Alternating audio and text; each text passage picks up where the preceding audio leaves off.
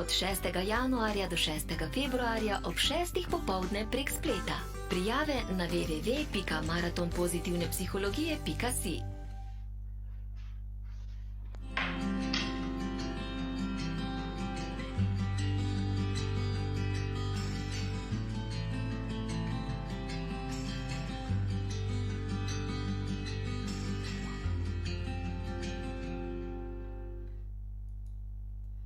Dober večer in dobrodošli na šoli za starše. Na šoli za starše, kjer bo danes z nami Katarina Kesič-Dimic, specialna pedagoginja s temo, kdo lahko spleza na drevo, otroci s posebnimi potrebami. Pozdravljam se vas in tudi vi nam pišite, kako ste na današnji dan. Ali ste izkoristili kaj zimske dneve tudi za zimske radosti, kajti snega letos imamo ponekod in morda nam je v bližini naših domov na dosegu kakšen hrib ali grič, kjer se lahko vsaj sankamo, če že ne kaj drugega.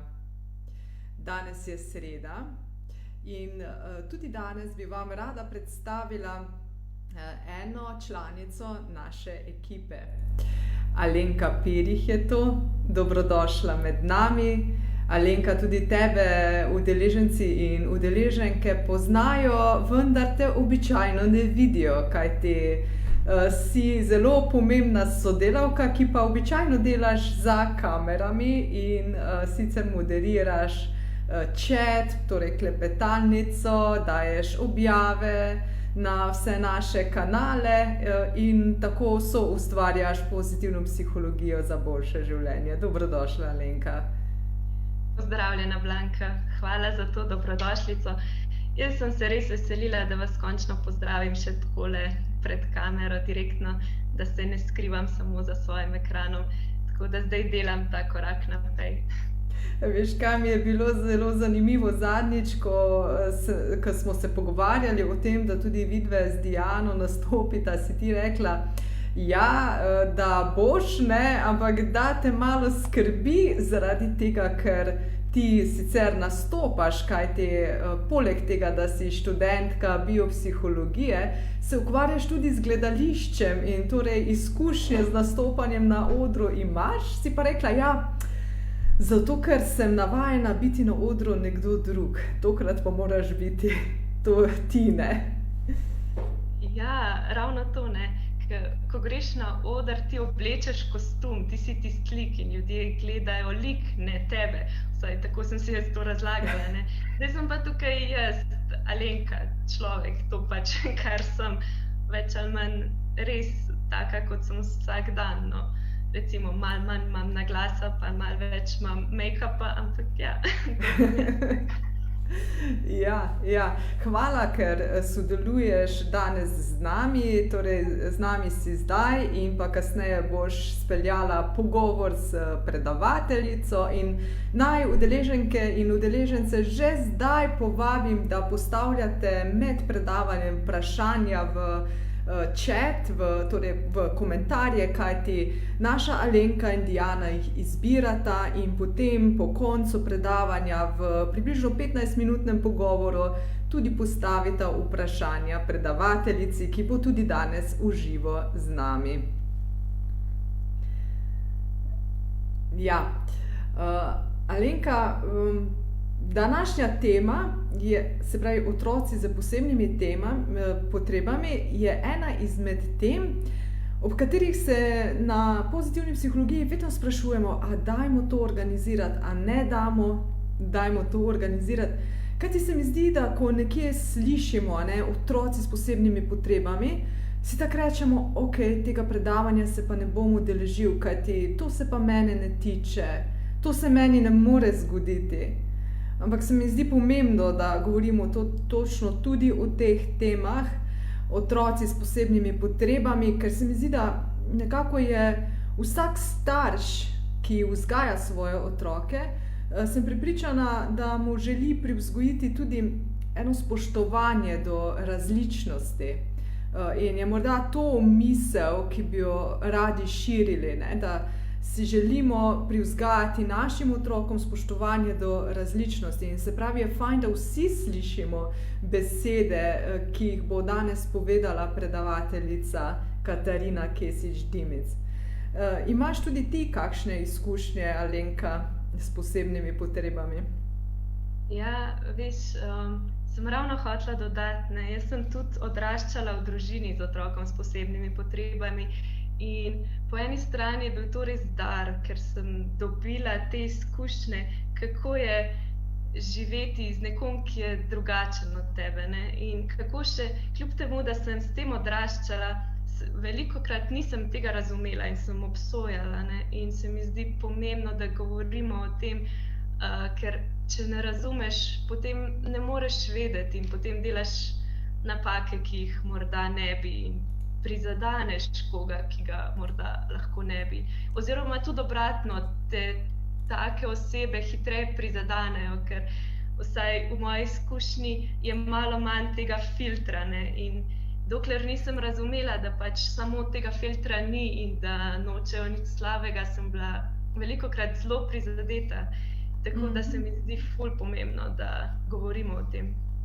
Ja, točno to. In tudi naša predavateljica pravi, da pravzaprav je lahko vsak otrok uspešen ali neuspešen. In da ravno ta njegova tesna okolica ima zastrašujoč, prav to besedo je uporabila, zastrašujočo moč, da prevesi tehtnico na eno ali drugo stran. Spravi, tukaj smo starši, tukaj smo učitelji, sošolci, sošolke, praktično vsi, ki smo v okolju enega človeka, enega otroka ali kako tako rečemo. In včasih lahko res samo zaradi lastne nevednosti zelo ranimo, čeprav smo morda sami bili dobronamerni. Ja, in kako hitro se postavimo v vlogo, jaz vem bolje kot ti in ker podajamo neke omejitve. Mene je že sam naslov, kdo lahko spleza na drevo, me je zelo zadev, ne, ker hitro povemo, da ti pa tega ne boš mogel, že samo zato, ker morda se loti malo drugače ali pa malo počasneje. Točno tako, ja. Meni je bil tudi ta naslov všeč, pa veš, odkot je ta naslov, kdo lahko spleza na drevo? Ne. Meni je všeč pri naši predavateljici ne samo to, da je specialna pedagoginja, ampak ona nekako zase pravi, da je glas šibkejših, ranljivejših in ona vse svoje izkušnje, ki jih ima in misli v zvezi s tem, želi prenesti v čim širše občinstvo in sicer to skozi ustvarjalni duh. Napisala je že celo množico knjig. Ena izmed njih je Slon pleza na drevo. In ta knjiga govori o tem, kako se nekega šolskega dne nek učitelj odloči, da bo svojim učencem dal nalogo splezati na drevo. Njegovi učenci so pa slon, žirafa in tako naprej, ne? In si lahko mislimo, da za nekatere je bila ta naloga zelo lahka, za nekatere pa je bila nemogoči izziv. Tako da od tod je ta naslov, kdo lahko spleza na drevo. Ima pa naša predavateljica še številne druge knjige, Vzgojarije, Kamaroni s parabajzovo omako, torej to je knjiga za lažje razumevanje otrok z disleksijo, pa recimo Doroteja in Sandi, zgodba o prijateljstvu, Skrivnost x4 ali x4 in tako naprej. To me je tako še posebej navdušilo pri naši današnji predavateljici. Dobrodošli vsi, ki ste se nam pravkar pridružili. Vabim vas, da nam komentar zaupate, kakšne so pa vaše izkušnje z otroki s posebnimi potrebami. Kaj vas je pravzaprav pripeljalo na današnje predavanje? Nekateri ste nam že pisali in nam povedali, da se današnjega predavanja posebej veselite, zato ker ste učitelji in imate v svoji skupini otroke z posebnimi potrebami in vas je čisto to pritegnalo.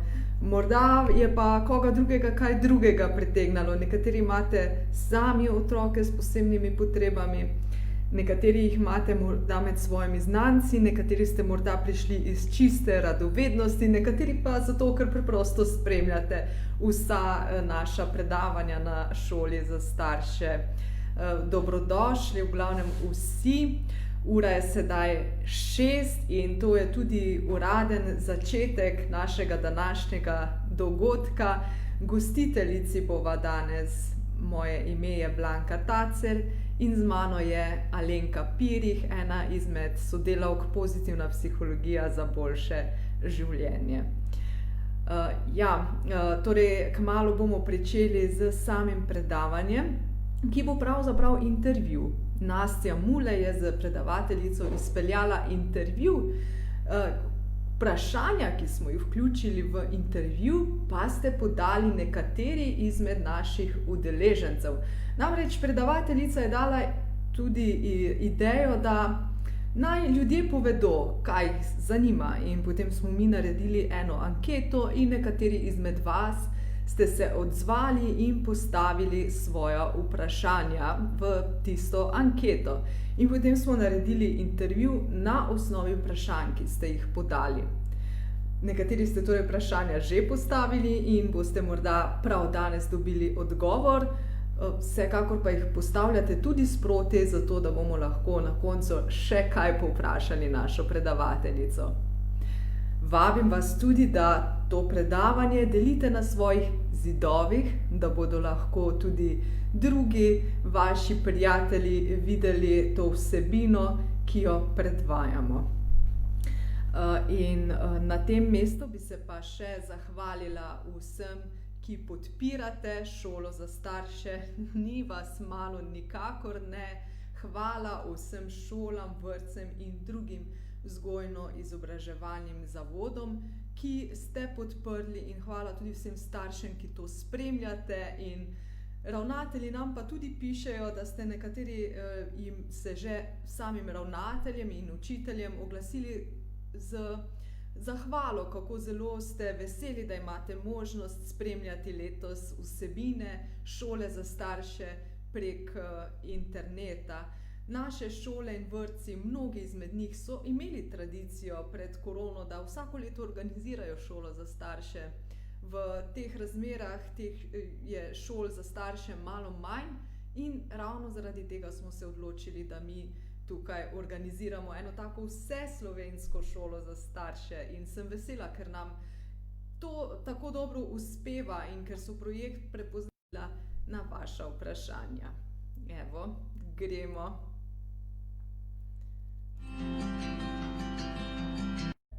Nekateri se hecamo, da imamo vsi nekakšne posebne potrebe, a zagotovo je dobro, da bi vsak izmed nas lahko zacvetel v tistem, kar je najboljši.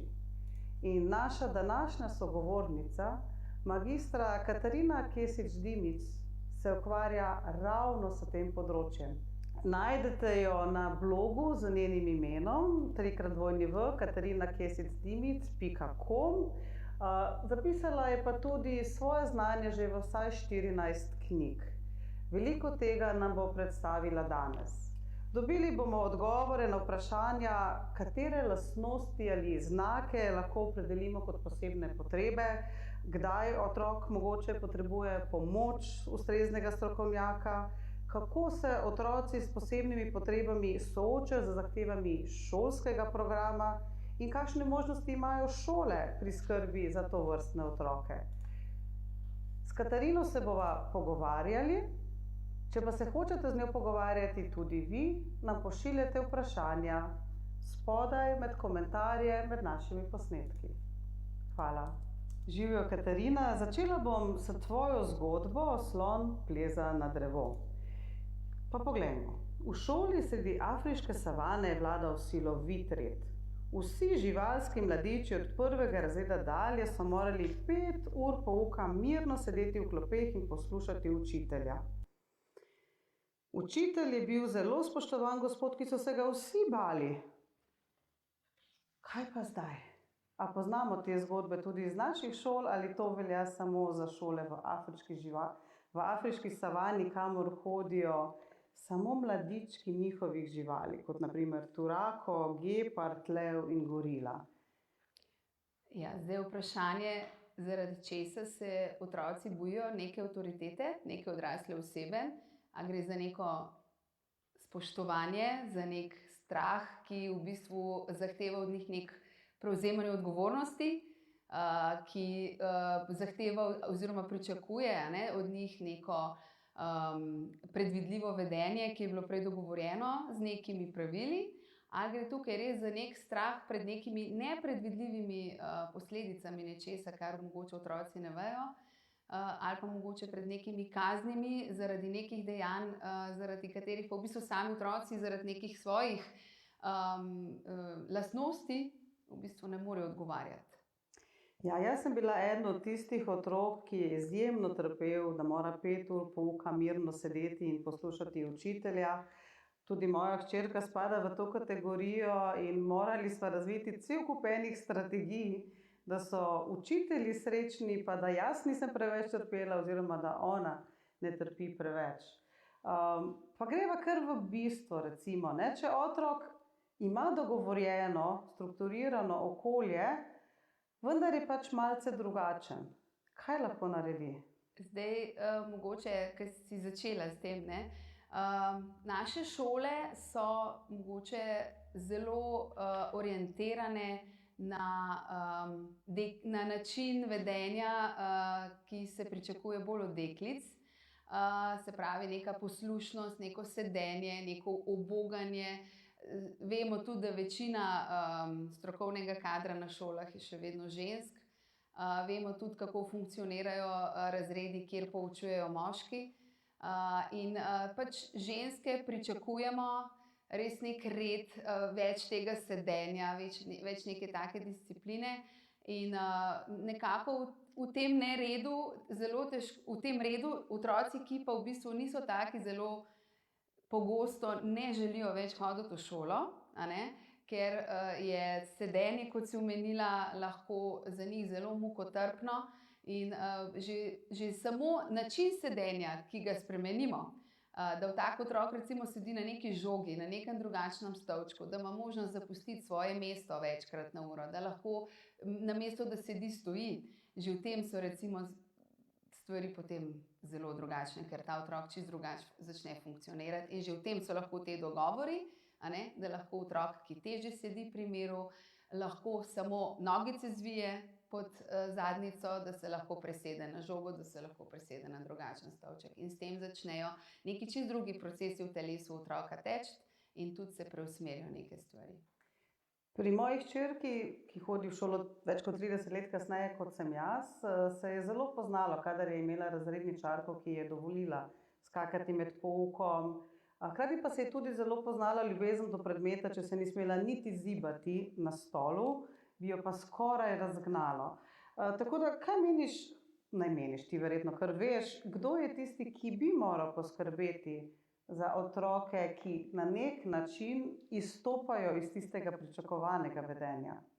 Zdaj, mogoče bi tukaj veljalo omeniti, da otroci zaradi več razlogov izstopajo od pričakovanega vedenja. In sicer eno je, da otrok res ima določene težave zaradi nekih pridobljenih značilnosti.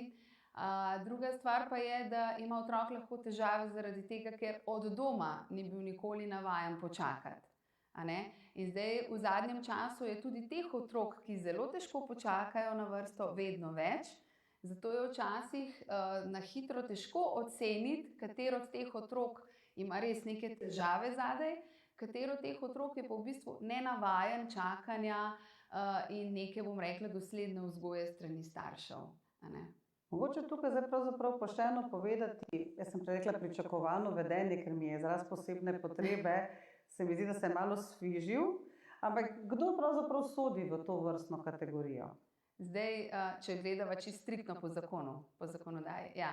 Zakon o usmerjanju otrok s posebnimi potrebami predvideva v to skupino otrok s posebnimi potrebami otroke, ki so gluhi in naglušni, slepi in slabovidni, otroci, ki imajo motnje v duševnem razvoju, potem so to dolgotrajno bolni otroci, otroci z gibalnimi oviranostmi, potem so to otroci z motnjami na področju vedenja in čustvovanja in otroci s primanjkljaji na posameznih področjih učenja ter otroci, ki imajo govorno-jezikovne motnje.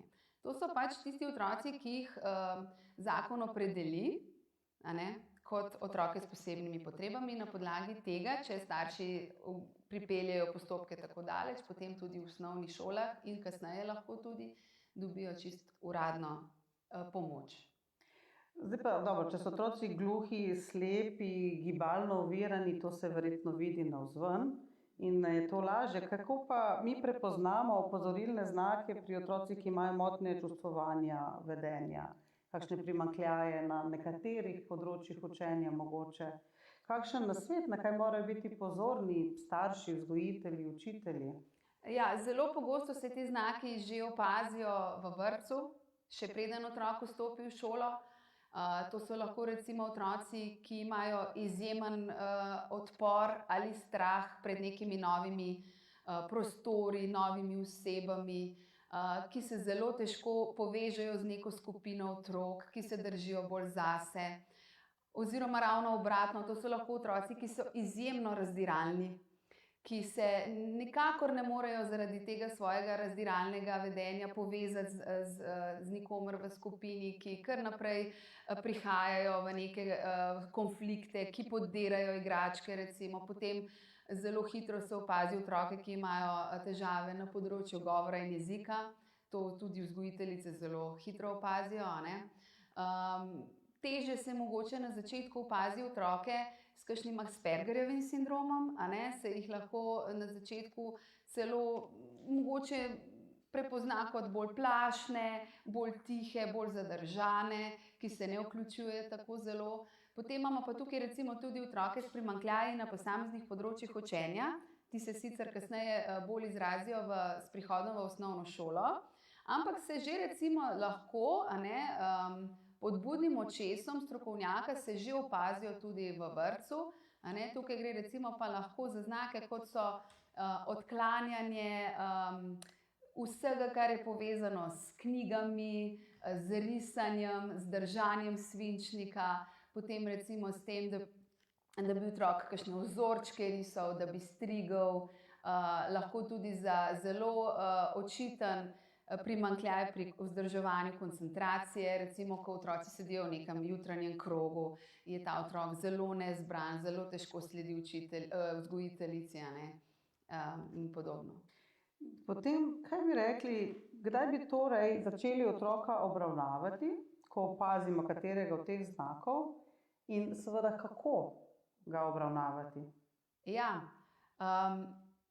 jaz pogosto, kadar se pogovarjam s starši, jaz pač kot zaposlena v osnovni šoli dobim prvi stik s starši v 1. razredu in zelo pogosto opažam, da starši nekateri rečejo, a še ni prezgodaj, sej še ni, sej še ni ocen, sej še nič ne vemo, dajmo še malo počakati. In tako bi rekla iz izkušenj, zdaj dolgoletnih, včasih je res, da pri nekaterih otrocih res mati narava poskrbi in naredi neke take, bom rekla, čudežne preobrazbe, ker vemo, da veliko otrok je zgolj nezrelih. Tukaj bi to zelo rada poudarila, ker te nezreli otroci v bistvu ne padejo v nobeno od teh skupin otrok s posebnimi potrebami, so pa v bistvu v šolah kar precej na udaru, sploh če se ta nezrelost ne opazi že v vrtcu, da se otroka mogoče vključi v osnovno šolo 1 leto kasneje. In zelo pogosto ta nezrelost otroku v bistvu onemogoča, da bi sledil določenim stvarem in ne gre v resnici za noben drug primanjkljaj. In dejansko se vidi, če bi šel ta otrok samo 1 leto kasneje v šolo, da bi bile vse stvari v bistvu same po sebi urejene. Po drugi strani pa vedno rečem staršem tako, da v bistvu, če iščemo neko pomoč, če si priznamo, da potrebujemo pomoč, smo že pol težave rešili. In tudi, če starši poiščejo pomoč in dobijo mnenje nekega strokovnjaka, stvar v bistvu še vedno ni nič drugačna. Lahko se samo prepričajo, lahko dobijo potrditev, a gre za neke težave ali ne, ker jaz vedno rečem staršem, če gre za težave, je treba začeti takoj, ker vse stvari, ki se začnejo delati prej, je veliko večjo korist otroka, ker kasneje, ko začnemo z otroki delati, ko jih začnemo strokovno obravnavati, več zamudimo. In je res ključnega pomena, da če se vidi, da se takoj odreagira, bi pa tako rekla, jaz mislim, tudi sama kot mama, da večina mam ve, da večina mam čuti, sploh mogoče pri tistih družinah, kjer je že več otrok, da matere vedno čutijo v bistvu, da nekaj ni ok. Kot neka notranja lučka, ki mamici piska in mogoče potem presliši ta glas, ali zaradi bojazni, ali zaradi nekih strahov pred ne vem čim, ali pa mogoče zaradi okolice, ki prigovarja, da se bo vse v redu, saj še vsak otrok je kasneje to pa to pa to, ali mogoče je partner tisti, ki tega ne sprejema, in potem mogoče mati ta glas kar malo zatiša pa čaka. Ampak mislim, da mamice vedno vejo. Toliko novih vprašanj si mi zdaj odprla, da sem si 4 nova vmes napisala. Najprej bi te vprašala na temo zrelosti in nezrelosti. Spomnila si me, da smo brali, da na Danskem gredo fantki leto dni kasneje v šolo kot punčke. Na začetku si pa rekla, da je pa sistem, kot ga mi poznamo, bolj prilagojen dekletom. Torej mi na isti starosti, pravzaprav rosni starosti, pričakujemo enakovrednost. Nekje pa so ugotovili, da te enakovrednosti ni. Ali je to mit, ali je res, ali to kaj pomaga?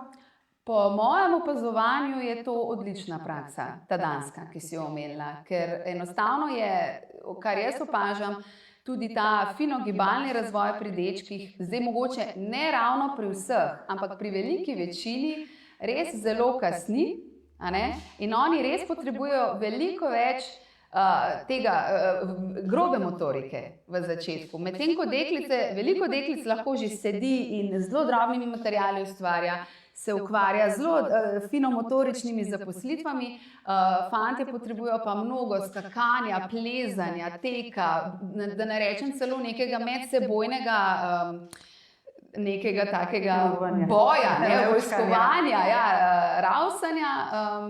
Tako da ta danska praksa mi je zelo všeč, bi pa mogoče tukaj še izpostavila ta zrelost, nezrelost, mogoče iz lastne izkušnje. Jaz imam 2 sina in sta praktično 5 dni razlike v datumu, pa 4 leta.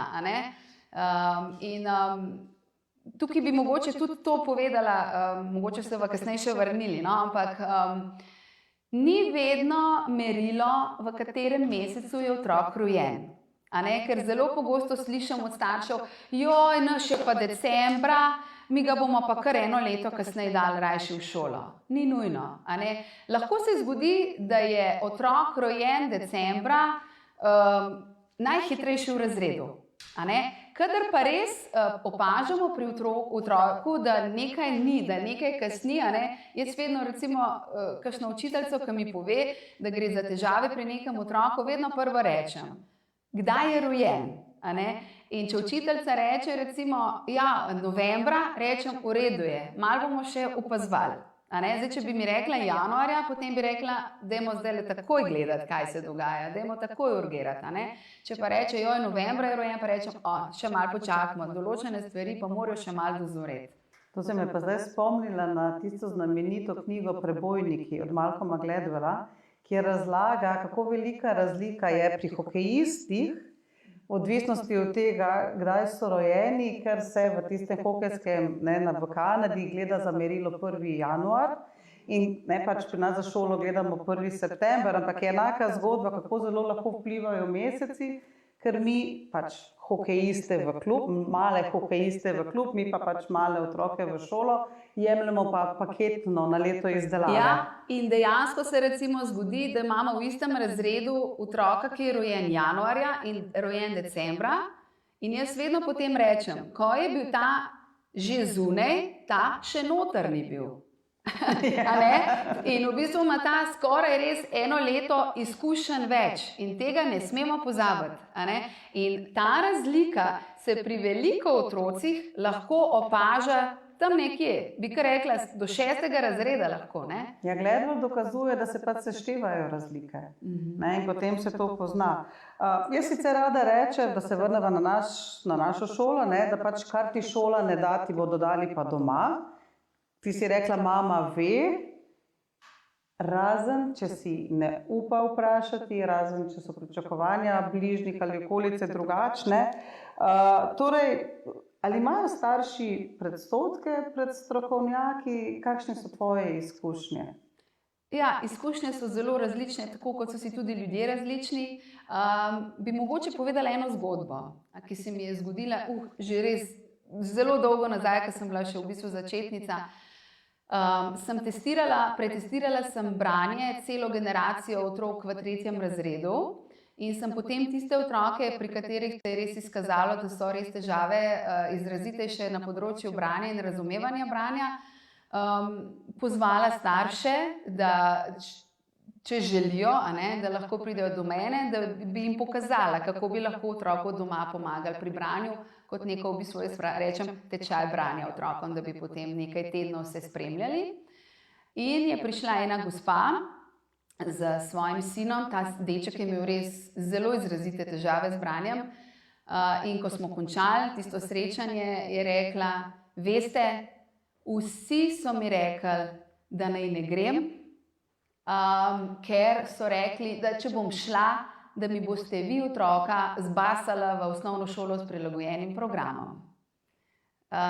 In jaz sem takrat rekla, da je zelo pogumna, da je to naredila za svojega otroka, ker kljub temu, v bistvu, kar so ji vsi govorili, je razmišljala ravno nasprotno, ker je ona rekla, jaz sem tudi sama vedela, da otrok ni v redu in da želim vsaj neko mnenje oziroma neko pomoč, da vidim, kje sem.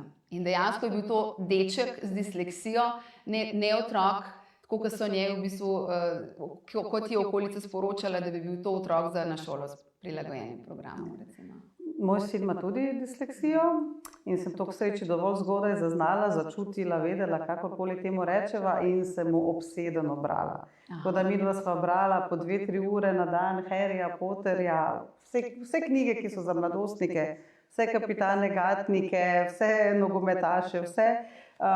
In je kar dolgo trajalo, preden so pravzaprav na šoli šele po pisanju ugotovili, kar je sicer, kot dislektik odlično posluša, torej je nemoteč učenec in zelo dolgo traja, šele pri angleščini se je začelo ugotavljati, da pravzaprav zamenjuje črke, ampak to so te verjetno blage, te razne motnje pozornosti. Zanimivo, kar si ravno omenila, nekateri otroci z disleksijo pa nimajo težav pri angleščini, ravno obratno tam zablestijo, zelo zanimivo, Tukaj bi rada mogoče omenila ravno to, ker ljudje imajo občutek, večkrat slišimo te stereotipe, vsi otroci z Downovim sindromom so nasmejani, veseli in srečni, in vsi otroci ali pa osebe z disleksijo menjajo B in D, to so neki res taki, bom rekla, splošni stereotipi, ampak ravno to, kar si omenila. Jaz poznam kar nekaj primerov otrok, ki so bili pa pri angleščini zelo uspešni, ker, kako bi rekla, kot da so se tega jezika začeli res učiti na način, kot se učiš tujega jezika, ne pa kot doma, ker v bistvu nekaj stvari, kar sprejemaš, materni jezik, in na nek način neki otroci potrebujejo strukturo. Pri maternem jeziku pride struktura nekako samoumevna, tukaj je pa vidna in podana, in nekateri otroci pri angleščini, recimo z disleksijo, nimajo težav, celo lažje razumejo. Absolutno, ker jezika se učimo fonetično.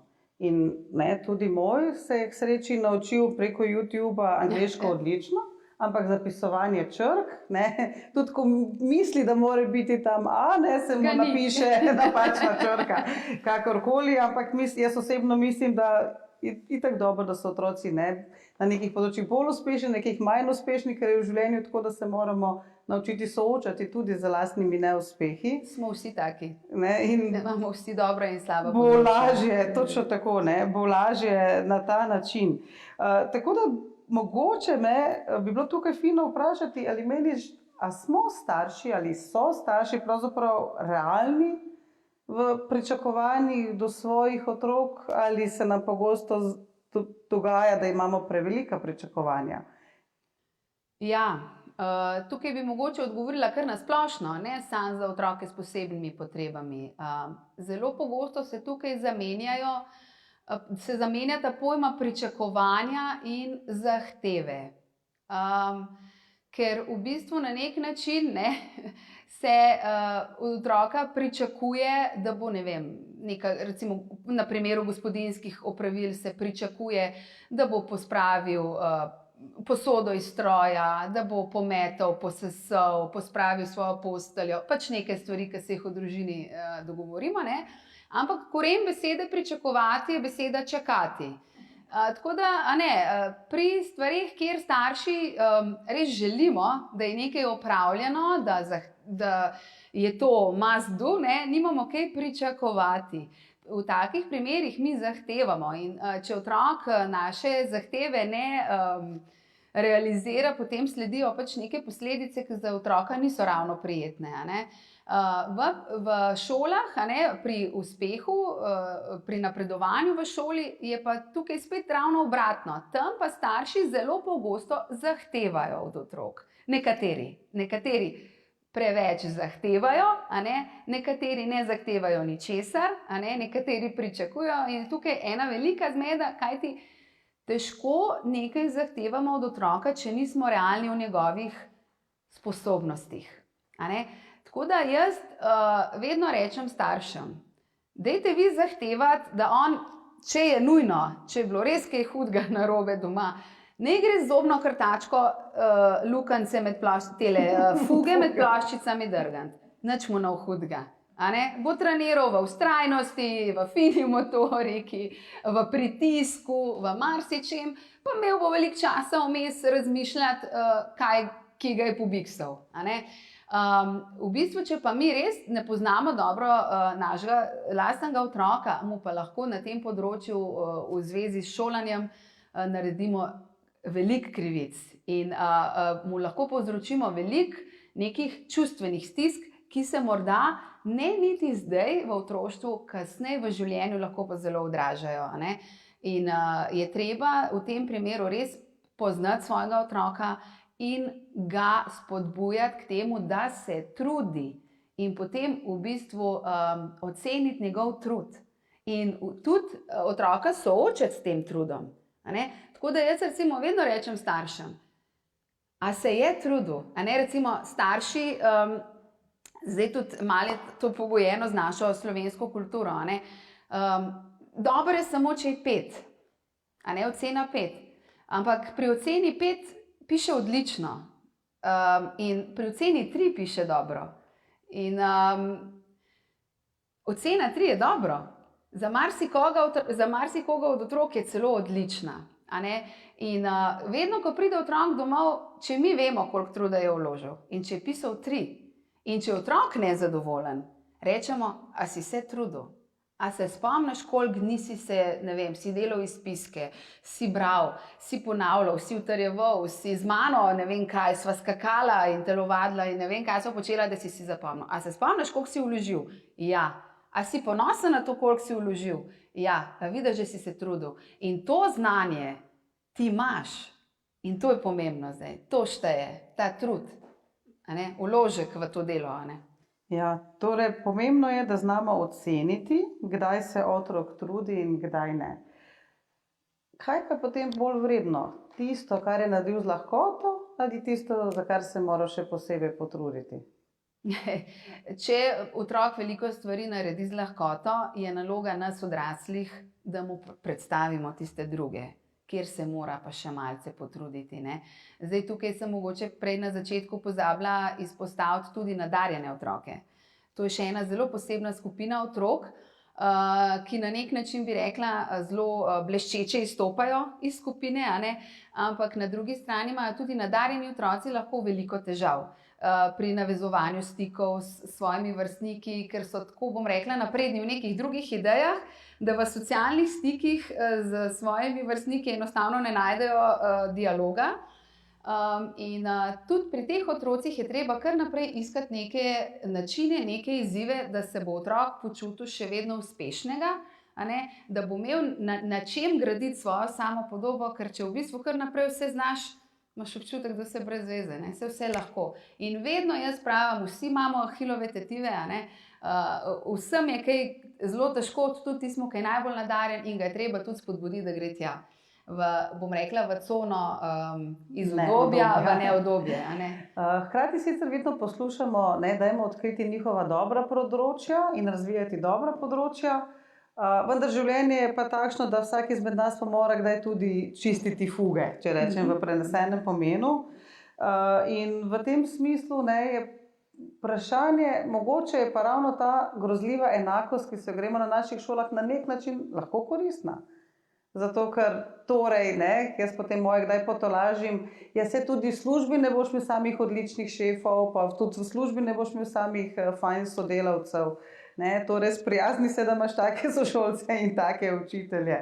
Ja. Mogoče pa je to neke vrste mogoče priprava zanimivo na življenje. izhodišče, ja, zanimivo izhodišče, ampak recimo bi pa to dodala, ne. Če se gremo vse enako, pa na ta način, ne, da se treba izbrusiti za življenje, potem bi rabili mogoče še kakšen dodaten predmet v šoli. Kako se zdaj izbrusiti za življenje? Katere veščine potrebujem, tudi ko bom čistil fuge, katere veščine zdaj potrebujem? Ne?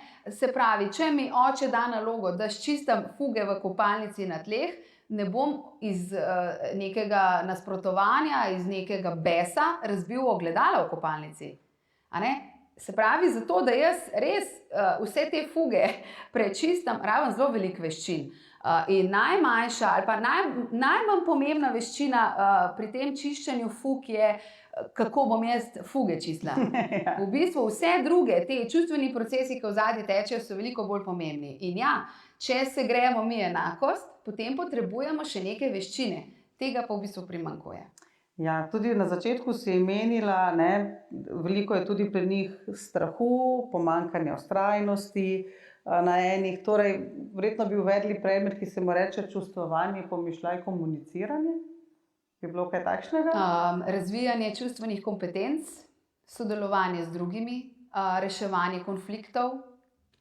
Kaj takega, ja. Ali pa da to ne bi bil predmet, ampak da bi bili vsi predmeti podani nekako na tak način? Veliko je še prostora, ja. Veliko je še prostora, kar bi lahko razvili, ne, kajti ko je otrok, mogoče sploh ni pošteno reči, ki je otrok je drugačen, ker je vsak otrok drugačen in vsak otrok je poseben in kot se radi pohecamo, moj pa še posebej. Kako bi jih lahko naučili, da vzpostavljajo kvalitetne izpopolnjujoče odnose z svojimi sovrstniki in potem tudi z svojimi avtoritetami in drugimi odraslimi. Kot starši? Koliko lahko mi pripomoremo k temu in koliko lahko k temu pripomorejo učitelji? Večino mi kot učitelji oziroma kot starši pripomoremo k temu, ker otrok, ki pride na ta svet, v bistvu tega ne zna. S temi znanji se otrok ne rodi.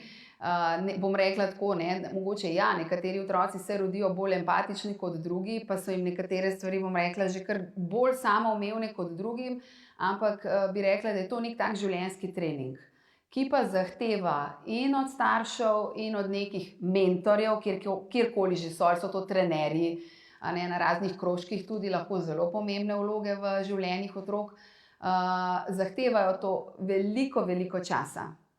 Časa odpovedovanja, tukaj mogoče predvsem v primeru staršev, veliko odpovedovanja pri lastnih, bom rekla, nekih interesih, zaposlitvah, prostem času, ker so to teme, ki zahtevajo veliko pogovorov, ki zahtevajo veliko nekega analiziranja, ki zahtevajo tudi od staršev veliko nekega vztrajanja.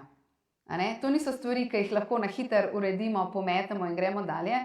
To zahteva lahko mogoče neke družinske sestanke, neka, bom rekla, pregovarjanja, dogovarjanja, učenje z zgledom, kako bi lahko drugače, kaj boš naredil drugič, kaj si se naučil iz današnje situacije. Ja, v današnji situaciji si odreagiral zelo mogoče škodljivo zase, škodljivo za druge, neprimerno. Ampak kaj si se iz tega zdaj naučil?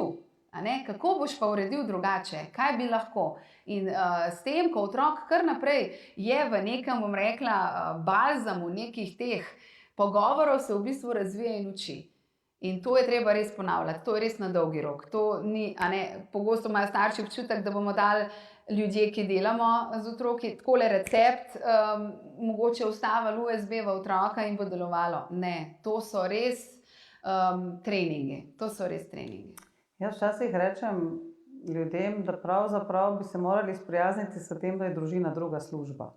Ljudje včasih pridemo domov in se hočemo vse 4 od sebe, tam pa te čakajo že drugi deležniki tega podjetja, družina SP, kjer je torej potrebno veliko pogovorov, veliko usmerjanja, veliko navodil, veliko skrbi, kot si rekla, da si sam sebi vzgled.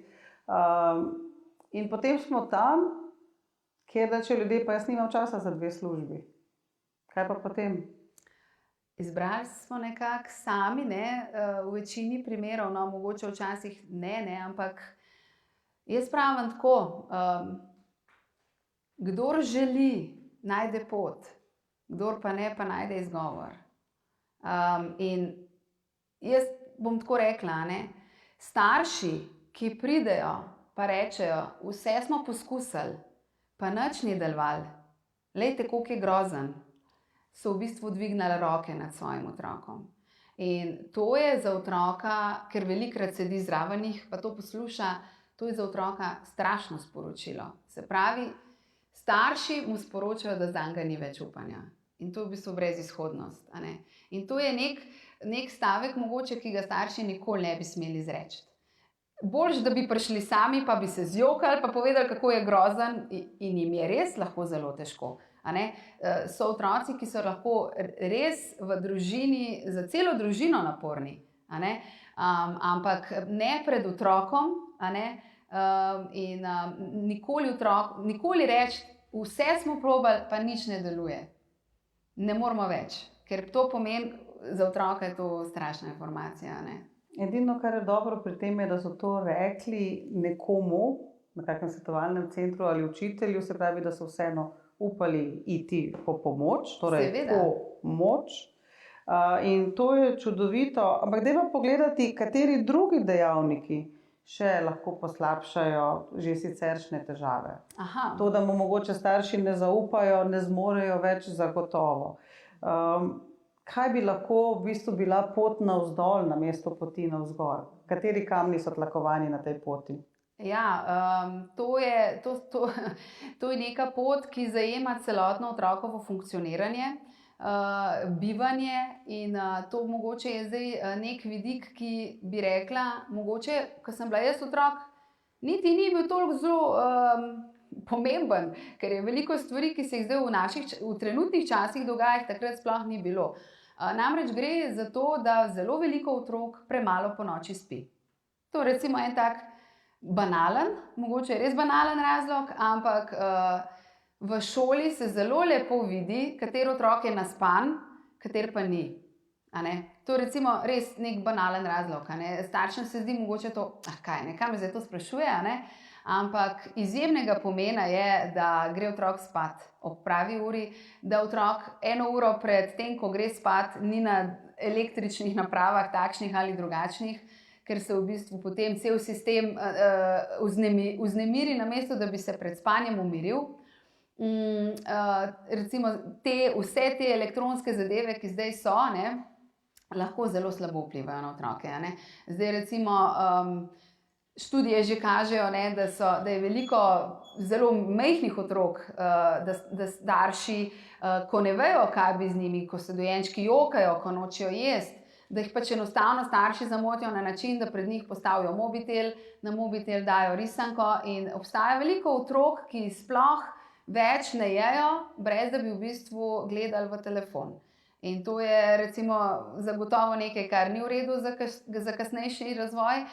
Recimo potem so tudi razne raziskave pokazale, da ko pri kakšnem razvojnem psihologu dajo otroku 2 leti staremu v roke slikanico, da ne ve več, kaj z njo, in namesto da bi jo listal, začne po njej drsati s prstkom. Tukaj bi jaz zelo izpostavila, zdaj smo ravno v času šolanja na daljavo tudi, jaz sem pač zelo, kolega mi pravi, old school, in vidim, da v bistvu te stvari so za otroke bolj škodljive kot koristne. Koristne so lahko samo, kjer so usmerjene, zelo natančno vodene z neko odraslo razlago. Druga stvar, ki mogoče poleg spanja in elektronskih vseh teh naprav, je prehrana. Naši otroci so zdaj veliko bolj podvrženi večjim količinam sladkorja, kot so ga bili včasih, ker ta sladkor ni več samo v bombonih, ampak je tudi že v paštetah, pa še v kakšnih drugih zadevah, celo jaz mislim, da bi se našel v kakšnem čipsu. Ogljikovi hidrati so izredno prečiščeni, niso več to ogljikovi hidrati, ki bi imeli še kakšno vsebino v sebi, ampak se v bistvu obnašajo v našem telesu kot sladkorji kasneje. Ne samo, da škodljivo vplivajo na neko gibalnost telesa, na nek, mogoče bom rekla celo, da se otrok zredi. Zdaj vse več in več tudi se, bom rekla, kaže na to, da otroci, ki imajo zelo poškodovan mikrobiom, da v bistvu tudi se kaže ta huda povezava z možgani. Se pravi, slaba črevesna flora lahko zelo slabo vpliva na procese koncentracije, branja, celo zelo veliko raziskav se je tukaj naredilo na področju spektra avtističnih motenj. To je ena od stvari. Potem bi rekla tukaj mogoče hidracija. Ni dovolj, da rečemo, da naj otrok pije, ker edino, kar naše telo prepozna kot tekočino, je voda. Vse ostalo naši možgani jemljejo kot hrano. In veliko otrok v bistvu sploh vode ne pije. In tukaj se že recimo začne ta problem. Tako da mogoče tukaj bi spodbudila starše, da res učijo otroke piti vodo. Ne cedevito, ne limonado, ja, seveda lahko tudi, kozarec limonade pa cedevite mogoče kot nek tak, bom rekla, ritual pri kosilu, ampak vsa ostala tekočina je voda, nič drugega. Potem mogoče čist neka osnova, dober zrak, odprto okno, prezračeni prostor, prava svetloba. Tukaj imamo recimo polno nekih stvari, o katerih bi lahko še in še govorile, mogoče tudi se pravim, prej, ko sem se dotaknila hrane, veliko hrane, ki je že pripravljene, vsebuje mnogo nekih dodatkov, ki lahko zelo škodljivo vplivajo na nekatere otroke, ki so izjemno, bom rekla, občutljivi in povzročajo v njihovih telesih alergije, ki pa se mogoče na začetku sploh ne pokažejo kot alergije navzven, ampak povzročajo nekje v telesu neka vnetja in nek nemir v otroku. In dejansko lahko kakšen otrok zaradi tega izpade kot nemiren otrok, kot otrok z motnjo ADHD, v resnici, ko se pa stvari malo raziščejo in najdejo, pa v bistvu ugotovimo, da je šlo za neko alergijo na neko hrano ali pa na neko snov, in potem, ko se ta stvar uredi, lahko otrok pri pouku popolnoma zbran. Torej, da ponoviva, svetloba, svež zrak, hrana, tukaj zelo priporočam knjigo Požgani možgani, ki ravno o teh zadevah govorijo, voda, zagotovo ne zasloni pred spanjem in dovolj spanja. In veliko gibanja. In veliko gibanja. To nujno, nujno. Veliko gibanja na svežem zraku. In ni slabega vremena, So samo slabo napravljeni ljudje, tako da ni slabega vremena. Če gledate Fince, Dance, Švede, že v vrtcih dajo vozičke na terase in jih pokrijejo z ne vem kakšnim kocem, dojenčki spijo zunaj. In vsi, ki smo imeli dojenčke, vemo, da otroci po zimi najboljše spijo v vozičku zunaj. Ne? Ja. Ja, tako da gost je najboljša igralnica na svetu. Koliko spanja pa je dovolj spanja? Zdaj, mogoče bi zdaj težko to odgovorila, ker imamo tako zelo različne otroke, po starosti, ampak jaz bi rekla tako, za nekje 1., 2., 3. razred, da gre otrok spat nekje ob 8, najkasneje ob 8:30, vsi ostali pa do 10. Kaj pa tisto, ki zvečer ne more zaspati, zjutraj pa ne more vstati? To so pa potem najstniki. A je boljša pobuda, da bi se šola začela kasneje? To sem brala, da v eni državi, ne vem, sem pozabila, kje so že uvedli za srednješolce, ker dejansko cela nevroznanost temelji na tem, da se tam zadeve začnejo spreminjati, da so pouk prilagodili in so ugotavljali, da so vsi bolj zadovoljni, dijaki zato, ker so prišli bolj naspani in spočiti, seveda profesori pa posledično zato, ker so bili dijaki bolj sodelovalni. Ja. Torej, dovolj spanja in dovolj gibanja, sva rekli. V vsakem primeru pa si želimo samostojnega otroka, torej, da bo sam od sebe znal si vzeti vodo, sam od sebe znal vzeti primerno hrano, sam od sebe šel v pravem času spati ali se gibati. Želimo pa tudi druge oblike samostojnosti. Ne glede na to, verjetno, kakršnekoli so njegove ali njene posebne potrebe, kako vemo, kdaj je otrok pripravljen na nekatera dejanja, na nekatere nove navade, da izkazuje čim večjo obliko samostojnosti. Zdi se mi namreč, seveda imaš ti veliko več izkušenj pri tem, da ravno pri otrocih s posebnimi potrebami jih starši še dodatno zavijajo v vato, za vsak primer govorijo namesto njega. Torej, 2 vprašanji v bistvu, kdaj prepoznati in kako v to prepričati starše in otroke. Vzgoja za samostojnost. Prepričevati je zelo težko, ker starši, ki so prepričani, se ne pustijo ponavadi prepričati, ampak morajo dobiti neko izkušnjo, da res uvidijo, da otrok to zmore.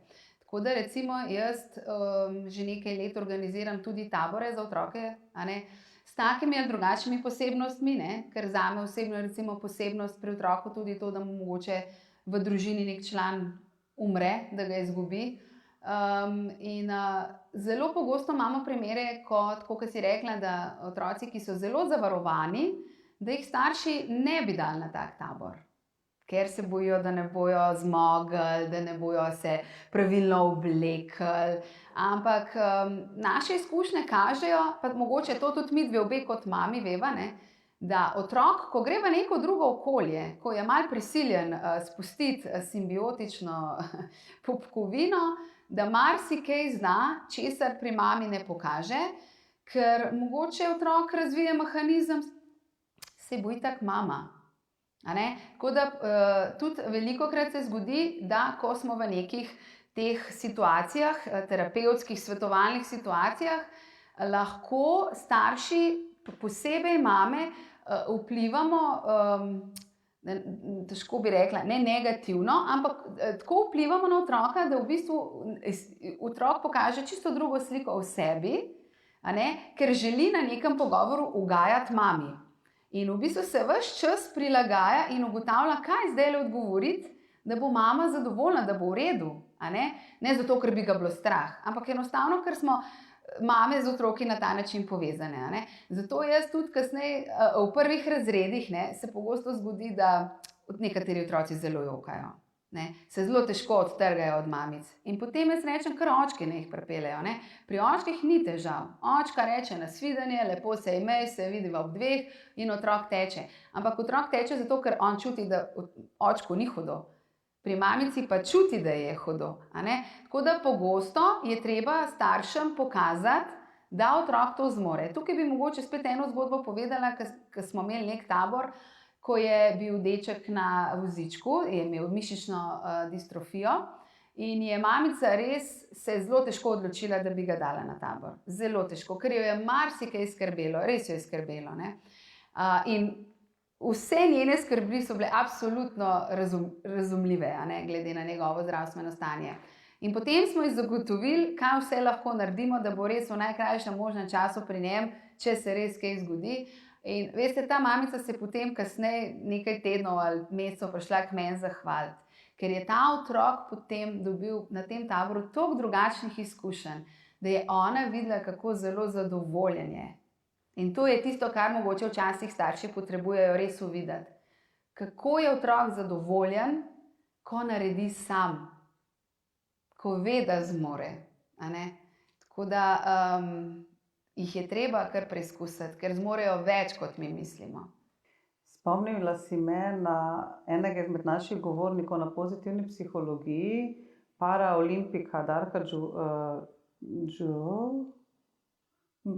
Đurića, plavalec, ampak mi je zdaj še en drug predavatelj še po glavi. Njegova zgodba je izjemna, med drugim tudi zato, ker se je rodil z izrazitimi fizičnimi primanjkljaji, v posvojeni družini pa je enako moral obirati krompir kot vsi ostali. In je od malega potegnil za seboj tisti občutek, zmorem sam in zato sem veliko vreden. In se mi zdi, da to je eno pomembno sporočilo, ki bi ga bilo dobro dati tudi staršem in učiteljem. Omogočite jim vedno malce težje izzive in pokažite. Dokler se počutijo udobno. Dokler vidimo, da zmorejo, da jih to ne peha v neko stisko. Ne vem, če imamo čas za zgodbo. Enkrat mi je ena že odrasla gospa povedala, ki ima v bistvu epileptične napade, da so se ti epileptični napadi začeli že v osnovni šoli in da so jo tako zelo zavarovali v družini, da nikamor ni smela sama, nič ni smela, v glavnem čisto vse je bilo prepovedano. In je rekla, da je bilo tako grozen za znoret, da je rekla, da je resno razmišljala, da bi se vrgla pod avto. Res, tako, se mogoče to zdaj malo simbolično, ampak enostavno uideti temu nadzoru. Ta nadzor je v bistvu lahko res sporoča, da nisi ok. Ja. To sporočilo daje otroku. Ves čas ta nadzor, to neko sledenje, to nedopuščanje izvajanja nekih stvari, ki jih drugi lahko otroku sporoča, da ni ok, da ne zmore. In potem mogoče otrok se bo tudi navadil in ne bo kasneje poskušal tega narediti ali pa nečesa drugega, ker bo imel vgrajen mehanizem, da on pa ne zmore. Ja, jaz imam 2 družinske zgodbi na to temo, kjer sta pa mlajšega otroka zavarovala enkrat starejša sestra in enkrat starejši brat. Čisto majhni primanjkljaji, ampak potem sestra govori namesto bratca, in potem ona razvije veliko boljšo komunikacijo kot on in kot smo prej omenili, razlike začnejo poglabljati.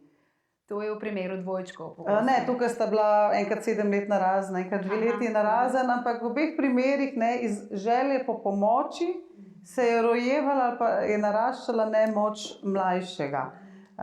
Kar po eni strani seveda je mlajši vedno mlajši in ne more biti enakovreden, ampak vedno znova je verjetno težko, do katere mere pristopati. Dobro, otroka ne moš učiti, kako ne pristopa do sorojenca, ampak starša verjetno... Tudi lahko, zakaj ne? Sorojenci se lahko zelo hitro učijo in so zelo dobri učenci, sploh na podlagi izkušnje s svojimi bratci in sestricami. In se mi zdi, da je to ena velika šola lahko za kasneje v življenju. Tako da tudi starejše otroke, mlajše otroke učimo tega, kako biti s sorojenci, ker to je del tistega učenja, ki smo se prej pogovarjali o socialnem sobivanju, o reševanju konfliktov, o upoštevanju svojih čustev, o prepoznavanju čustev pri drugemu. To je vsa ta dinamika. In če bi naredila en tak skupen zaključek, bi rekla, pravzaprav bi morali učiti sebe in druge, da je vsak izmed nas drugačen in vsak izmed nas enakopraven in vsak izmed nas sposoben za neko od področij, kot si lepo napisala v svoji knjigi Slon pleza na drevo. To ne, lahko pa ne, seveda samo slon poruši drevo. Tako da enakopravnost, občutek, da smo vsi enako vredni, je mogoče tukaj najpomembnejša, tudi ko govorimo o otrocih. Mogoče je občutek sprejetosti, bi jaz rekla. Ta enakopravnost je zelo taka filozofska, neoprijemljiva, ampak ta sprejetost, biti sprejet, se počutiti dober v neki sredini, v nekem razredu. Ker jaz pravim, je razlika med tem prijateljstvo, to je tisto, kar recimo te otroci mogoče najbolj občutijo. Sej otrok, ki ima posebne potrebe, dobi našo pomoč. Ampak, a se on dobro počuti v razredu? A je on tisti, ki ves čas prosi druge, ki kliče druge, ki kontaktira prek raznih teh omrežij zdaj druge? Ali je tudi on tisti, ki je strani sošolcev kam povabljen? To je velika razlika. In tukaj smo mi tisti kot odrasli zelo pomembni, da vzpostavljamo sistem, kako bo on tudi povabljen, kako bo sprejet. Dajva še kakšno finto za učitelje zdaj. Torej, učitelj mogoče lahko usmeri ravno to, da bodo sošolci ali vrstniki v vrtcu sprejeli takšnega otroka, ki ni tako zelo pogosto povabljen. Zdaj, mogoče tukaj ni nobene hude finte, tukaj se je treba samo vprašati, kaj jaz čutam kot učitelj do takih otrok, do takih oseb, ker tukaj se začne. Če v bistvu imam jaz težavo s tem, če jih ne sprejemam, če se jih mogoče bojim, če me je živa groza tega, da bo ta otrok v mojem razredu, če imam predsodke pred tem, se zgodba v bistvu tukaj lahko kar zaključi. Ker otroci prepoznavajo nas kot ljudi, kot pojave, oni berejo čisto druge signale, ne verjamajo v to, kar mi govorimo, če nismo pristni. In tukaj mogoče je to vprašanje za začetek dela na sebi. S kakšnimi čustvi se soočam, ko pomislim na to, da bom imela v razredu takega otroka? Kaj me, kje čutim, v katerem delu telesa, kaj to pomeni, česa se bojim, kaj se mi bo zgodilo, če bo tako otrok v razredu, kdo mi lahko pomaga, a mi lahko kdo pomaga, a sem v tem sam, ali nas je več, in tukaj se ta pot začne. Potem pa, če imamo na ta vprašanja razčiščene stvari v svoji glavi, se pa definitivno začnejo stvari pol kar same po sebi urejati, ampak predvsem to, da ta učitelj zelo dobro, bom rekla, opazuje razred kot celoto in kaj se dogaja v tem razredu in preprečuje razna šikaniranja in omalovaževanja, ne samo tega otroka, katerega koli. Sej omalovaževanja se lahko zgodijo že zaradi tega, ker ima kdo očala, ker nekdo ne nosi znamke športnih copat takšne, kot nekdo drug pričakuje, ker ima mogoče nekdo v družini drugačne člane kot nekdo drug.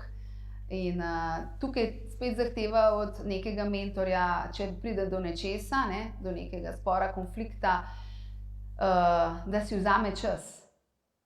Da si vzame čas in da zna speljati potem učno uro na drugačen, mogoče krajši način, zato da bo uredil odnose, ampak zagotovo je bil to čas, ki je veliko bolj pomemben, ker bo na tem odnosu gradil potem celo leto in bo tudi vse ostale predmete učne lahko s to skupino lažje pripeljal do konca.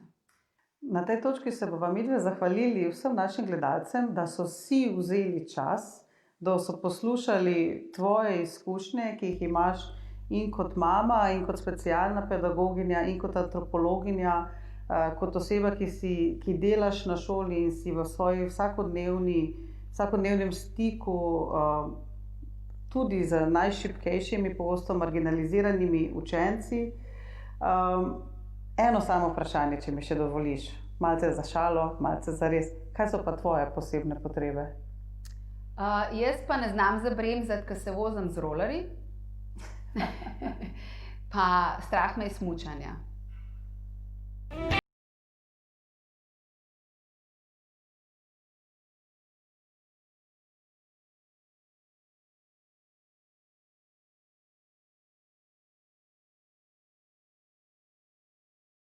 Šola za starše, ker se učenje nikoli ne konča. Vsako sredo in soboto od 6. januarja do 6. februarja ob 6. popoldne prek spleta. Prijave na www.maratonpozitivnepsihologije.si. Upam, da mi sedaj verjamete, da ko se pogovarjamo o posebnih potrebah, da takrat smo dejansko, se vse to nanaša na vse nas. Opravičujem se, ker je vmes prišlo do prekinitve. Meni je zmanjkalo interneta in se je prenos avtomatsko prekinil. Bomo pa na YouTube naložili posebno datoteko s predavanjem, tako da ne boste za nič prikrajšani, bo predavanje seveda gor.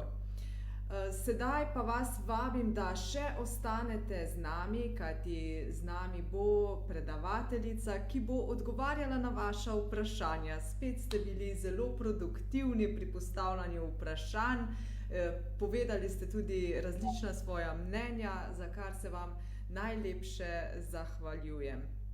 Ja, naj pa še za zaključek povem zahvalo vsem šolam, vrtcem in ostalim vzgojno-izobraževalnim zavodom, ki podpirate projekt Šola za starše.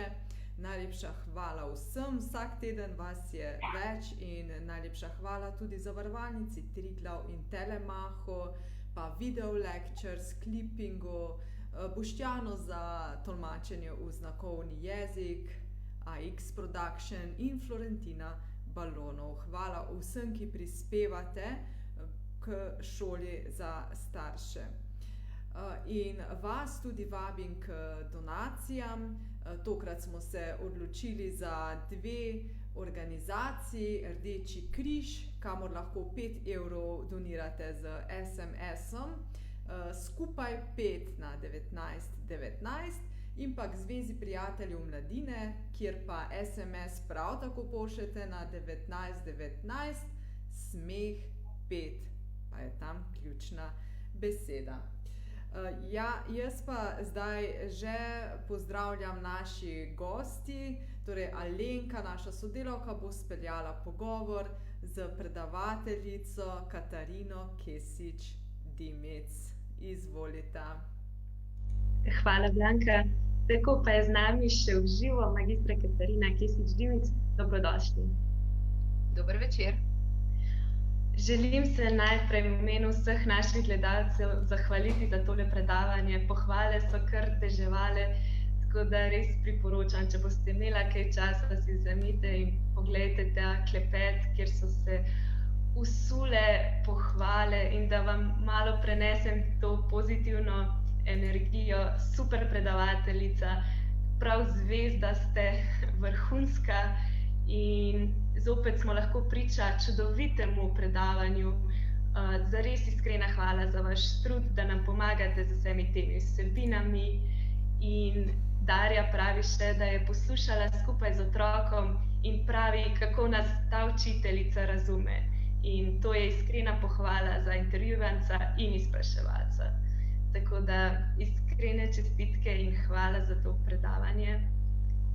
Pa če greva kar na vprašanje, ker jih je res kar nekaj. Veliko se jih je nanašalo na ADHD motnjo in pa oziroma tudi Aspergerjev sindrom. In poslušalko Natašo zanima, ali ta Aspergerjev sindrom kdaj izzveni, ali se samo izboljšujejo oziroma zmanjšujejo znaki z razvojem otroka. Imate kaj izkušenj s tem? Zdaj, če je diagnosticiran in dejansko je diagnoza postavljena kot Aspergerjev sindrom, bi težko rekla, da izzveni. Zelo pogosto dobivam podobno vprašanje v zvezi z disleksijo, če bo kdaj izzvenela. Načeloma te stvari ne izzvenijo, se pa v času odraščanja, razvijanja, prehoda potem v odraslost lahko zelo spreminjajo. Če je otrok deležen dobre oskrbe, dobre strokovne pomoči in podpore, dobrih kompenzacijskih strategij, učenja nekih metod, lahko postane zelo, bom rekla, koristen član družbe, ker vemo, da vsaka motnja, ki jo naša kultura vrednoti kot motnjo, je lahko na drugi strani ena velika korist, en velik plus, eno veliko darilo in dar.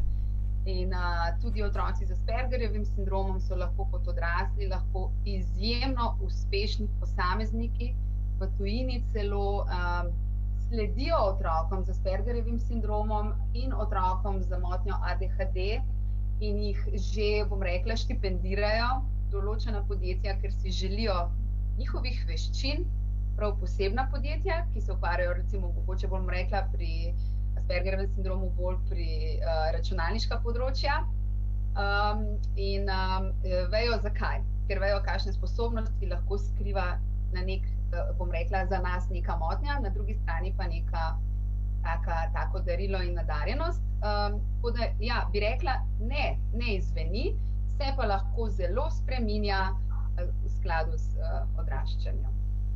In lahko potem postane morda tudi veliko manj opazna, ker se jo posameznik kot odrasel začne bolj zavedati in tudi lahko ob nekem, bom rekla, dobrem učenju se nauči mehanizmov samokontrole in samoobvladovanja in kompenziranja, tako kot sem že omenila. Zagotovo pa je vse skupaj proces, kaj ne? Poslušalce tudi zelo zanima, ali učitelji izobražujejo o različnosti otrok in predvsem otrok z različnimi posebnimi potrebami. So dovolj izobraženi o tem? Učitelji, predvsem tisti učitelji, ki so bili na pedagoški fakulteti kot razredni pouk, so zagotovo poslušali določena predavanja o posebnih potrebah. Učitelji, ki prihajajo z filozofske fakultete, imajo zagotovo kakšne module, ki si jih lahko izbirajo z tega področja. Učitelji, ki so že v procesu, ki že delajo kot učitelji, imajo zagotovo nekaj izobraževanja še v času službovanja. Ampak mogoče, tako kot sem že omenila, ne gre vedno samo za neko znanje, gre predvsem za oseben stik, za razumevanje, za pripravljenost razumevati. Seveda pa to na podlagi nekih temeljev, ki jih pridobimo tudi znanja. Ampak prvo moramo biti pripravljeni, se soočati s tem in gledati otroka kot otroka in prvo poskrbeti za otroka v razredu, ne za svoj predmet. Prvo so otroci in vsi, ki smo se odločili, da se podamo v pedagoški poklic, se moramo zavedati, da smo se odločili, da gremo v šolo zato, ker bomo učili otroke, ne ker bomo poučevali nek predmet, ampak bomo prvo, naši glavni odvzemniki, ali kako bi rekla, so prvo otroci.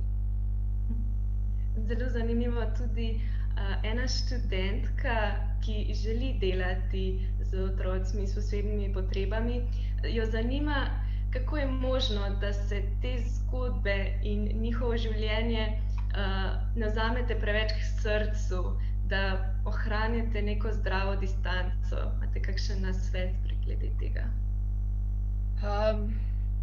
Mogoče nisem pravi naslov, ker ta distanca je izjemno težka, se z leti spreminja. Si mogoče potem tudi, ko svoje otroke rodiš, spet na drugačen način dojemaš otroke, ki jih imaš v šoli, ampak kljub vsemu jaz vedno gledam na otroke, ki jih imam v šoli, kot da bi bili moji otroci, oziroma v smislu, da vsaka stvar, ki se zgodi, vsaka krivica, ki se zgodi njim, se mi zdi, kot da bi bila to krivica, ki bi se zgodila mojim otrokom in se mi zdi, da sem dolžna enako urejati za njih, kot da bi tudi za svoje otroke urejala krivice. Je pa mogoče, če sem zelo iskrena, ko ste prej omenila nek komentar, ki je bil verjetno od nekoga, ki me pozna, sem se mogoče že malo, je bilo preveč vlage v zraku, mi je že malo zatrepetalo. Tako da to ni poklic, kjer bi lahko prišel domov in vrgel čez dramo. To je poklic, kjer te zgodbe otrok ostanejo s teboj, o katerih pogosto tudi sanjaš. In zato v vseh takih poklicih je izjemnega pomena, da imaš kot izvajalec te dejavnosti ljudi ob sebi, ki te razumejo, ki mogoče opravljajo podobno delo, da lahko potem z njimi deliš te zgodbe in se o tem tudi pogovoriš. Ne poimensko, ampak v smislu, da si neko stvar naredil v redu, da te je neka stvar mogoče zaskrbela, da bi jo lahko bolje in da ti mogoče nek strokovni kolega pritrdi, te mogoče malo pokritizira ali ti pove kakšno svojo idejo. To je zelo pomembno v tem poklicu, v nekem smislu in supervizija in intervizija. Podpora torej naredi največ. Veliko ste govorili v predavanju tudi o vstopu v šolo, pa Poslušalko Marijo zanima, ali mislite, da bi tisto testiranje otrok, kot je bilo včasih pred vstopom v šolo, veljalo povrniti nazaj in bi to morda olajšalo vse te dileme staršev in vzgojiteljev, katerega otroka spustiti že v šolo in katerega ne? Zdaj, zelo odvisno, kaj bi to testiranje, če bi se odločili za ponovno testiranje otrok, kaj bi to testiranje pregledalo oziroma testiralo. Jaz osebno menim, da preden gre otrok v šolo, ni tako zelo pomembno, ali zna pisati, ali zna abecedo, ali zna računati. Veliko večjega pomena je to, da zna poslušati, da zna počakati, da zna poskrbeti sam zase, da te osnovne higienske zadeve, se pravi, da zna iti na stranišče, da se uredi, da se zna obleči, da prepozna svoje stvari, ki jih ima s sabo. Jaz bi rekla tako mogoče ne kot neko testiranje, ampak mogoče kot nek pogovor, pri katerem bi pa sodeloval potem nek tim strokovnjakov, ki z otrokom dela oziroma ki pozna družino oziroma otroka, mogoče vzgojiteljice, še pediater v primeru, kjer bi bil mogoče bolj kompleksen primer ali celo nek specialni socialni pedagog. Okay. Se pravi, kaj pa vaše mnenje, ali otroka sploh kaj pripravljati na vstop v šolo oziroma kdaj in s čim? Zdaj, da bi otroka pripravljali na šolo tako, da bi ga učili pisati, brati, računati, sem absolutno proti. Bolj je smiselno otroka v nekem sobivanju, v nekem utečenem načinu življenja, neke 2 leti, preden se vemo, da bo šel v šolo, se z njim spontano na ulici, na sprehodu ga opozarjati na določene stvari, čisto mimogrede, absolutno ne nasilno, kazati recimo table, znake z nekimi števili, z nekimi napisi, s črkami, mu kazati, pa da vidimo, ali ga sploh zanimajo te stvari, ali prepoznati črke, se igrati razne igrice z besedami, pa povej nekaj na P, pa povej nekaj na L, a veš kakšno žival na Z, kaj pa če jaz zdaj rečem recimo muca, kaj pa ti slišiš na začetku, kaj pa ti slišiš na koncu, pravi neke take zelo spontane igre, ki pa na nek način že razvijajo neke spretnosti, ki jih potem v 1. razredu lahko otroci potem uporabijo, neko štetje, koliko je pa zdaj še v tej vrečki, ne vem, rozin, a boš tresel na mizo, pa boš preštel. Neko tako spontano, ko mamica zlaga recimo perilovo omaro, da ne prešteje, koliko je nogavičk, koliko je spodnjih hlač, vse spontano, nikakor pa ne učenja kot učenja, sedenja za mizo s svinčnikom in tak šolski način. Veliko pomembneje je to, kar sem že prej omenila, da starši naučijo otroka, da zna počakati, ko pride na vrsto, da vpraša, kaj je tvoje, kaj je moje, da starši znajo naučiti otroka te meje, moje, tvoje, da ga naučijo to, da je torbica njegova, da jo bo on sam nosil v šolo, da jo ne bo mamica nosila, take stvari. Samostojnost, to je pomembno pred vstopom. Hvala za vse te praktične nasvete, to imajo res radi, že med pohvalami je bilo veliko tega, da si poslušalci res želijo teh praktičnih nasvetov. In če greva kar naprej, v bistvu teh posebnih potreb je res veliko, zelo se razlikujejo tudi od otroka do otroka. Eno poslušalko pa zanima, kaj pa senzorno preobčutljivi otroci? Meni, da so velikokrat označeni za preveč razvajene in da so zelo nerazumljeni in da se o njih premalo govori. Je pa vedno več otrok s temi težavami. A tudi vi to opažate? Ja, senzorično preobremenjenost zelo pogosto opažamo pri motnji ADHD in pri vseh motnjah avtističnega spektra, kjer opažamo recimo, da nekateri otroci lahko zelo močno zaznavajo zvoke, so zelo občutljivi na določeno svetlobo, zelo občutljivi na vonje, na nek ropot. Jaz recimo osebno se spomnim deklice, ki jo je motilo tiktakanje ure, nežno brnenje računalnika v prostoru, vse take stvari. Tako da recimo ta deklica mi je razlagala, da doma, ko se uči, iz prostora odnese stensko uro, ker če jo ima na steni, se ne more učiti. Če sem prav razumela, v smislu, da je tega vedno več. Tako je. Bi rekla, logično je, da je tega vedno več, ker smo tudi mi vedno bolj obremenjeni z določenimi dražljaji, ki jih včasih v našem življenju ni bilo. Tukaj bi mogoče ponovila še eno stvar, ki sem jo prej že v predavanju izpostavila. Svetloba. Namreč, dan današnji smo ljudje zelo veliko pod umetno svetlobo. Tega včasih ni bilo tako veliko. Druga stvar, kar se moramo vprašati, pod kakšno svetlobo smo. Neonke, LED svetilke je svetloba, ki v bistvu ne oponaša, jaz se to zdaj na fiziko ne spoznam, ampak bela svetloba zelo pogosto pri otrocih še bolj izrazito, bom rekla, kar kliče potem, da otroci postanejo manj pozorni, bolj nervozni, razburjeni mogoče, da se hitreje tudi utrujajo. Vsa ta spektr bele svetlobe ni dober. Tako da mogoče v takem primeru, če starši to opažajo, je zagotovo dobro priporočljivo, da na tem področju raziskujejo naprej, kako recimo sama svetloba vpliva na otroka. In vsi ti dražljaji, ki jih iz našega okolja, ki prihajajo, moramo vedeti, da tudi razna elektromagnetna sevanja niso zanemarljiva, ker nekaj česar ne moremo videti, če ne pomeni, da ne obstaja. In določeni otroci so za te stvari še kako zelo občutljivi. Torej, čim bolj celostno pogledati na vse dejavnike okoli nas. In če smo ravno pri dejavnikih, ne morava mimo trenutne situacije in šolanja na daljavo, ker nekaj teh vprašanj, pa bi te morda samo povprašala, kakšen praktičen nasvet, kako pomagati pri hiperaktivnih otrocih in šolanju na daljavo. Ja, predvsem ponavadi ti otroci imajo težave z organizacijo dela, tako da bi priporočala, da se naredi temu otroku tedenski urnik, lahko potem se razdeli tedenski urnik tudi še na dnevni urnik, da otrok nujno na tem urniku prečrta, kaj je že naredil, si dopiše, kaj še mora.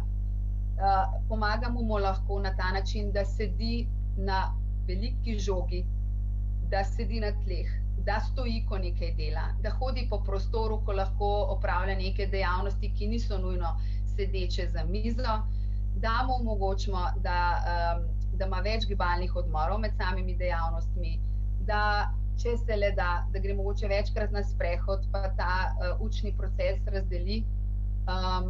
In da je zdaj, če so to otroci, ki so že zavedeni kot otroci s posebnimi potrebami, ki imajo odločbo, da ste tudi potem v dogovoru z učiteljico snov diferencira v smislu, da imajo mogoče določenega tipa nalog manj, kjer se začne ponavljati neka količina računov, da lahko zmanjšajo količino nalog.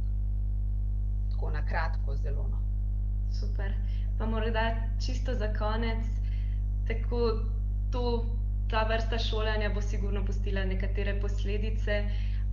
Kakšne težave se lahko pojavijo po vrnitvi v šolo, sploh pri otrocih s posebnimi potrebami? Ja, zagotovo se lahko pričakuje, da bo veliko težav v socialnih interakcijah. Se pravi, več nekih konfliktov, ker nadaljavo prek telefona, prek maila napisati oprosti je veliko lažje, kot potem pogledati v živo človeku v oči in mu reči oprosti. Nadaljavo tudi lažje hitro kaj grdega napišeš, ko se boš mogel potem v živo znati pred tem človekom pojaviti. Zagotovo bo en kup nekih, bom rekla, stisk, ki se bojo reševale kasneje, ali zaradi nepredelane snovi, ki jo ti otroci niso mogli predelati, ali zaradi mogoče nekih situacij družinskih, v katerih so bili, ker vemo, da v teh časih nimajo vsi otroci enakih pogojev za šolanje na daljavo.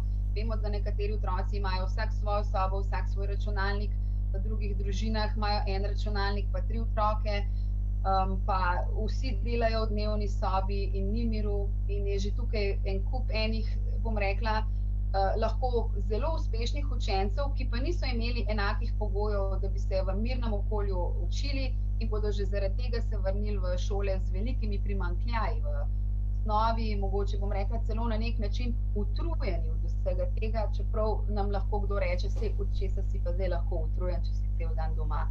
Jaz bi sama svojo izkušnjo povedala, da Zoom ure izjemno utrujajo in so veliko bolj naporne kot ure v živo, ker ni žive povratne informacije. Preko ekrana si ljudje ne moremo podeliti človeške energije. Evo, super, mislim, da so to take lepe besede za zaključek. Tako da, Blanka, bi te kar povabila zraven. Tako, preko ekrana smo 2D in prav vesela sem, da sta zaključili ravno s to temo, kajti jaz imam sporočilo, da na Pozitivni psihologiji tudi pripravljamo okroglo mizo na temo vračanja otrok v šole. Okrogla miza bo, pripravljamo program in goste in vas vse vabim, da sledite našim kanalom, kjer vas bomo tudi pravočasno obvestili o tem dogodku. Organiziramo jo med drugim tudi zaradi tega, ker praktično do zdaj na čisto vsakem predavanju šole za starše se pojavljajo vprašanja v komentarjih na to temo in vsakič nekaj na to temo tudi rečemo in se mi zdi dobro, da imamo en poseben dogodek na to temo, torej vračanje otrok v šole. Hvala vama, da sta izpeljali pogovor. Jaz pa zaključujem današnjo oddajo. Hvala vsem in vas vabim na kanale Pozitivne psihologije zopet v soboto. V soboto nas čaka spet nova tema. Tema očetovstvo. Oče v 21. stoletju in z nami bo dr. Milan Hosta z 2 očetoma. Več pa v soboto. Nasvidenje.